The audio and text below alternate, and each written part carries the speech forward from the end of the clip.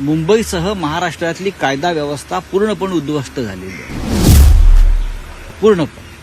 मुंबई या महाराष्ट्राची राजधानी आहे. महाराष्ट्रातील कायदा सुव्यवस्थेवर बोट ठेवणाऱ्या कपटी भोंग्या जेव्हा उद्ध्वस्तराव राज्याचे मुख्यमंत्री होते तेव्हा तुम्ही स्वतः कायदा सुव्यवस्थेच्या बाबतीत काय दिवे लावले ते अख्ख्या महाराष्ट्राने पाहिले. कोविड काळात तुमच्याच पक्षातल्या लोकांनी गोरगरीब रुग्णांच्या तोंडची खिचडी चोरली. गरीब रुग्णांना आवश्यक असलेली औषधं पळवली. पालघरमध्ये निष्पाप हिंदू साधूंची दगडाने ठेचून हत्या झाली तेव्हा तुम्ही काय दिवे लावलेत?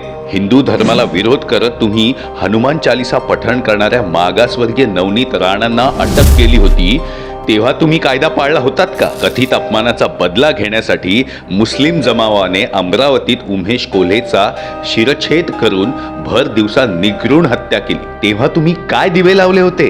अंबानीच्या घरासमोर स्फोटकांची गाडी लावली होती. स्फोटकांमुळे असंख्य मुंबईकरांचे जीव धोक्यात आले होते.